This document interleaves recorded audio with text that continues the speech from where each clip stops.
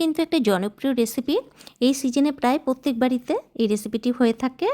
আর সজনে ডাঁটা দিয়ে যে সমস্ত রেসিপিগুলো হয় তার মধ্যে সবথেকে কিন্তু আমার এটাই ভালো লাগে।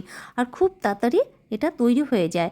একটা কড়াইতে সামান্য তেল গরম করে হাফ চামচ মতো কালিজিরে ফোড়ন দিয়ে এইভাবে কেটে রাখা আলুগুলোকে আমি স্বাদ মতো লবণ এবং হলুদ দিয়ে একটু ঢেকে ভাজা করে নিয়েছি। তারপর 4-5টা মতো সজনে ডাঁটা এইভাবে খোসা ছাড়িয়ে টুকরো টুকরো করে আমি ধুয়ে রেখেছিলাম, সেটাকেও এর সঙ্গে মিশিয়ে দিলাম। এটাকে একটু নাড়িয়ে নিয়ে ঢেকে এই 2 মিনিট মতো রান্না করে নেব।